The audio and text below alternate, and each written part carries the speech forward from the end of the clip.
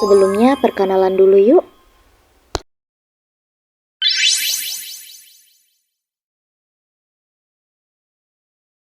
Namaku Lili Rahmawati, NIM 2310409013, Prodi Komunikasi Penyiaran Islam IAI Tazkiyah. Insyaallah di sini saya akan menjelaskan tentang bab istihsan, yaitu dari mata kuliah Ushul Fiqh dari dosen pengampu Dr. Zulkifli Muhammad Ali, MSI. Slide selanjutnya yaitu pengertian dari istihsan secara etimologis dan terminologi.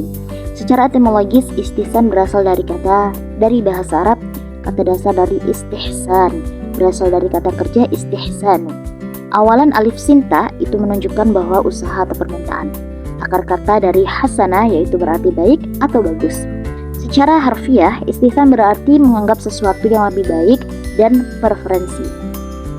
Selanjutnya secara terminologi istihsan, hukum Islam atau hukum fiqih adalah metode ijtihad di mana seorang mujtahid ahli hukum Islam meninggalkan suatu hukum yang berlaku umum yang dihasilkan dari qiyas atau analogi umum dan memilih hukuman lain yang dianggap lebih baik berdasarkan alasan tertentu yang kuat, lebih adil, atau lebih bermanfaat dalam konteks tertentu.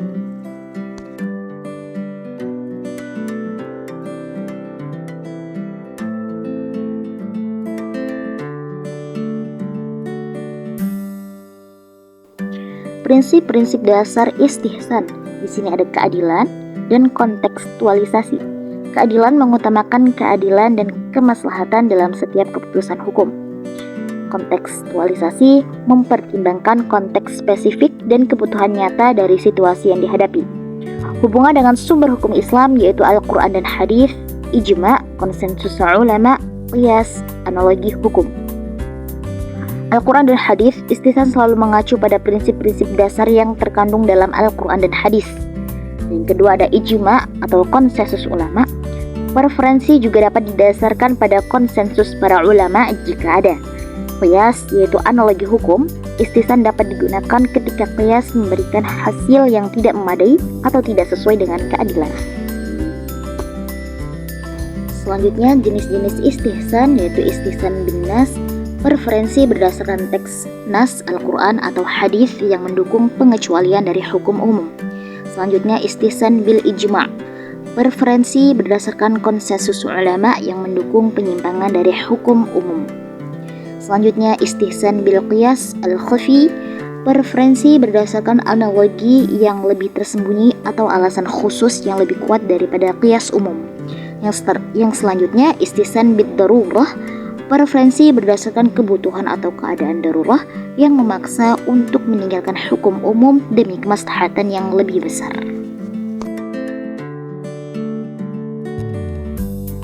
Pengaruh istihsan dalam hukum Islam yaitu fleksibilitas dan dinamika, keadilan dan kemanfaatan, penanganan kasus khusus, kontroversi.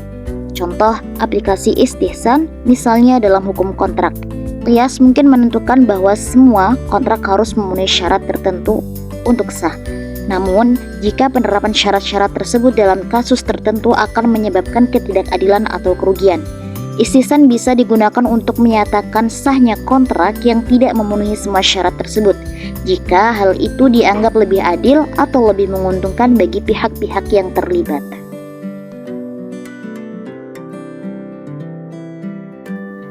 Pandangan ulama terhadap istihsan, mazhab Hanafi, adalah pendukung utama penggunaan istihsan. Mereka melihatnya sebagai cara untuk mencapai keadilan dan menghindari kesulitan yang mungkin timbul dari penerapan hukum yang terlalu kaku.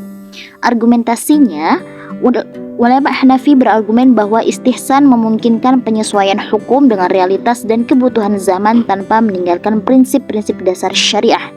Yang selanjutnya, mazhab Maliki.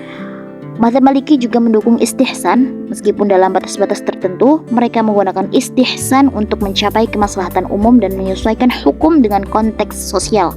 Argumentasinya di sini, istihsan dianggap sebagai cara untuk memastikan bahwa hukum Islam tetap relevan dan bermanfaat bagi masyarakat, terutama dalam situasi yang tidak tercakup oleh qiyas dan ijma'. Pandangan ulama terhadap istihsan, mazhab Hanafi dan Hanbali salah satu ulama penentang secara umum menolak istihsan. Imam Syafi'i pendiri madhab Syafi'i, adalah salah satu kritikus terbesar istihsan. Ia berpendapat bahwa istihsan adalah bentuk subjektivitas yang bisa merusak kepastian hukum. Argumentasinya, ulama dari madhab ini berargumen bahwa hukum harus berdasarkan nas, teks Al-Quran dan hadis dan qiyas, dan bahwa penyimpangan melalui istihsan dapat membuka pintu bagi interpretasi yang tidak terkendali dan mengarah pada ketidakpastian hukum. Kapan penggunaan istihsan dianggap paling tepat? Yaitu penggunaan istihsan dianggap paling tepat dalam situasi-situasi di mana penerapan hukum yang kaku atau hasil dari qiyas menghasilkan ketidakadilan atau tidak sesuai dengan kemaslahatan umum. Berikut adalah beberapa situasi di mana istihsan sangat bermanfaat. Yang pertama, ketidakadilan dalam hasil qiyas. Yang kedua, perubahan sosial dan ekonomi. Yang selanjutnya, kebutuhan atau darurat. Yang selanjutnya adalah custom atau kebiasaan lokal yang biasa kita sebut dengan urf.